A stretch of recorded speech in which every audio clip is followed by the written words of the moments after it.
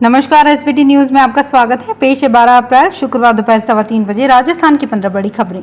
इस news bulletin के प्रायोजक हैं विनी केक एंड मोर। तो सबसे पहले एक नजर डालते हैं आज की हेडलाइंस पर।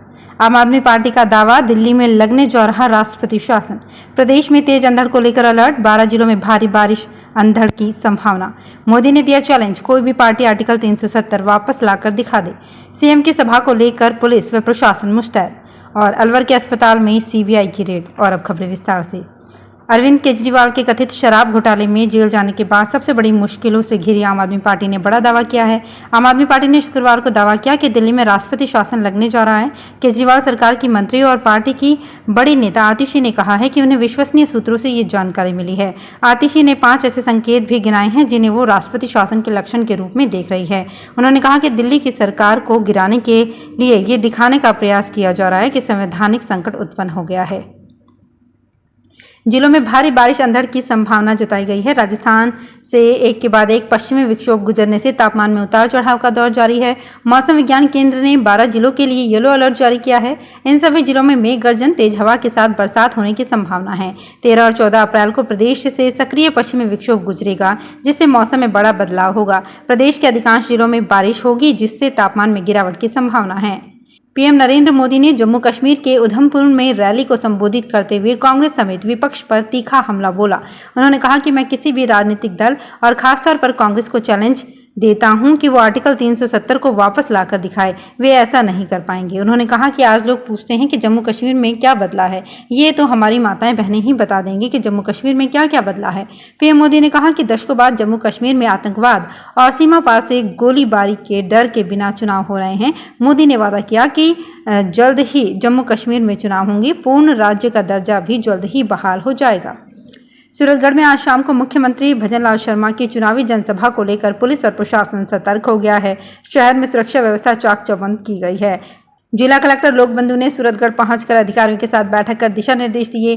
सीएम का पुरानी धान मंडी में शाम 6 बजे चुनावी सभा को संबोधित करने का कार्यक्रम है। शहर में यातायात व्यवस्था सुचारू करने के लिए मुख्य बाजार से जुड़ने वाली लिंक सड़कों को बंद कर दिया गया है। जगह जगह पुलिस के जवान तैनात किए गए हैं। सभा स्थल पर भाजपा उम्मीदवार प्रियंका बैलान, गंगानगर विधायक जयदीप बिहानी, जिला अध्यक्ष शरणपाल सिंह मान, पूर्व विधायक राम प्रताप कसनिया, विधायक गुरवीर सिंह बराड़ सहित अन्य भाजपा नेता उपस्थित रहेंगे।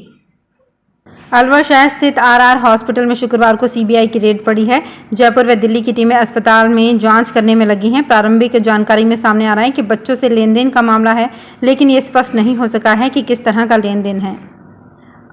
आम करदाताओं के पैसों पर पेरिस में मौज उड़ाने के चलते 3 वरिष्ठ आईएएस अधिकारी निशाने पर आ गए हैं। खबर है कि चंडीगढ़ में directorate general of audit central report में खुलासा हुआ है कि तीनों अधिकारियों ने तय राशि से ज्यादा खर्च किया। इसमें बिजनेस क्लास के टिकट, 1 दिन के कार्यक्रम में 7 दिनों तक पेरिस में रुकना शामिल है। मामला जून 2015 का बताया जा रहा है। निशाने पर आए 3 अधिकारियों के नाम विजय कुमार दत्त, अनुराग अग्रवाल और विक्रम देव दत्त हैं। तीनों अधिकारी फंड्स का गलत इस्तेमाल करने के चलते स्क्रूटनी का शिकार हो गए हैं। तीनों ने 6,72,000 रुपये ज्यादा खर्च किए। राजसमंद की नाथद्वारा विधानसभा सीट एक बार फिर से चर्चा में है। इस बार चर्चा जोधपुर हाईकोर्ट के एक नोटिस को लेकर है, जो पूर्व राजघराने से जुड़ा है। विधानसभा चुनाव 2023 में नाथद्वारा विधानसभा सीट से अपने पति विश्वराज सिंह मेवाड़ के साथ डमी उम्मीदवार के रूप में खड़ी हुई महिमा सिंह को ये नोटिस मिला है। उन पर आरोप है कि उन्होंने शपथ पत्र में तथ्य छुपाए हैं। राजसमंद के याचिकाकर्ता जितेंद्र कुमार की ओर से दायर याचिका पर सुनवाई करते हुए हाईकोर्ट की जज रेखा बोरान ने उनको और अन्य 7 लोगों को नोटिस जारी किया है। हाईकोर्ट की एकल पीठ ने आगामी 6 मई तक जवाब मांगा है।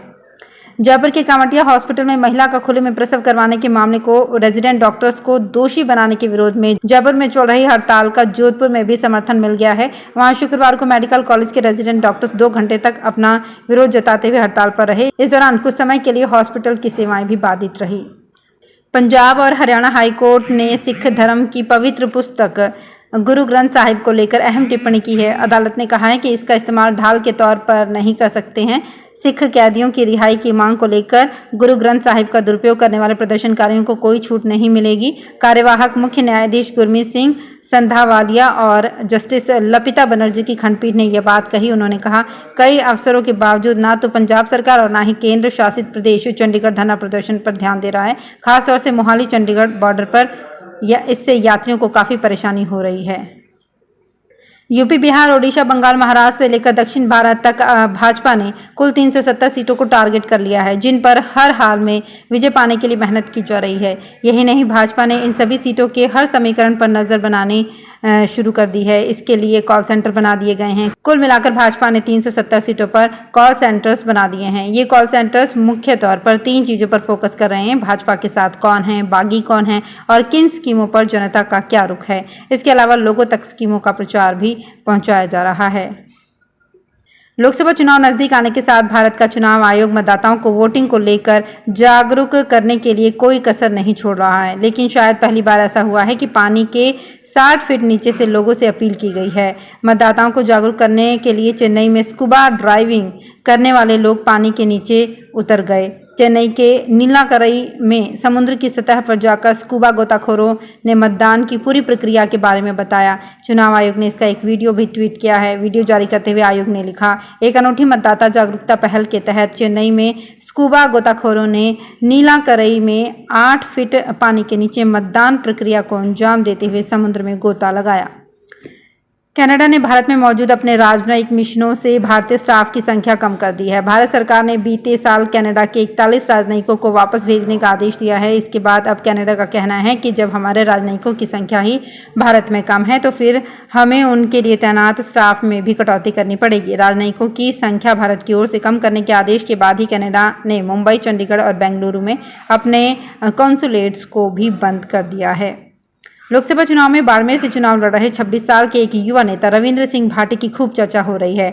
निर्दलीय प्रत्याशी के नामांकन में उमड़ी भीड़ की तस्वीरें सोशल मीडिया पर खूब वायरल हो रही हैं। लगातार 2 बार राजस्थान में क्लीन स्वीप कर चुकी भाजपा के मिशन 25 के लिए भी उन्हें खतरा बताया जा रहा है। भाटी पहले लोकसभा चुनाव में जीत दर्ज कर पाएंगे या नहीं, ये तो 4 जून को मतगणना के बाद तय होगा, लेकिन छोटे से राजनीतिक करियर में जिस तरह से उन्हें लोकप्रियता हासिल हुई है उसकी खूब चर्चा हो रही है। रविंद्र सिंह भाटी बाड़मेर जिले की शिव विधानसभा सीट से निर्दलीय विधायक हैं। अब उन्हें बाड़मेर संसदीय सीट से निर्दलीय उम्मीदवार के तौर पर नामांकन कर दिया है। भाटी ने मोदी सरकार के मंत्री कैलाश चौधरी से मुकाबले के लिए मैदान में ताल ठोक दी है। रामलहर पर सवार भाजपा राजस्थान में सभी 25 सीटों पर जीत के दावे कर रही है, लेकिन बाड़मेर में पार्टी की धड़कनें जरूर बढ़ गई हैं। आम आदमी पार्टी के नेता मनीष सिसोदिया ने लोकसभा चुनाव 2024 में अपनी पार्टी के लिए प्रचार करना चाहते हैं। इसके लिए मनीष ने अंतरिम जमानत की मांग करते हुए दिल्ली की अदालत का रुख किया है। इस मामले की सुनवाई स्पेशल जज कावेरी बावेजा करेंगी। मनीष शराब नीति घोटाला केस में तिहाड़ में बंद हैं। इसी केस में सीएम अरविंद केजरीवाल और के कविता भी कस्टडी में हैं। बचपन के दिनों में हर किसी ने गुड़िया के बाल यानी कॉटन कैंडी खाने का लुत्फ उठाया है। कॉटन कैंडी बच्चों के स्वास्थ्य से सीधा सीधा खिलवाड़ है और कॉटन कैंडी का सेवन बच्चों को कैंसर की ओर भी धकेल सकता है। इस बात का खुलासा पूर्व में देश के कुछ राज्यों में की गई जांच में हुआ था। इसके बाद देश के कुछ राज्यों में सरकारों ने कॉटन कैंडी के उत्पादन और बिक्री पर रोक लगा दी थी, लेकिन इतना सब होने के बाद भी सवाई माधोपुर जिले सहित पूरे प्रदेश में कॉटन कैंडी का उत्पादन और बिक्री बेरोक टोक हो रही है। वर्तमान में देश के 3 राज्यों पांडिचेरी, हिमाचल प्रदेश और तमिलनाडु में गुड़िया के बाल यानी कॉटन कैंडी का उत्पादन और बिक्री पूरी तरह से प्रतिबंध है।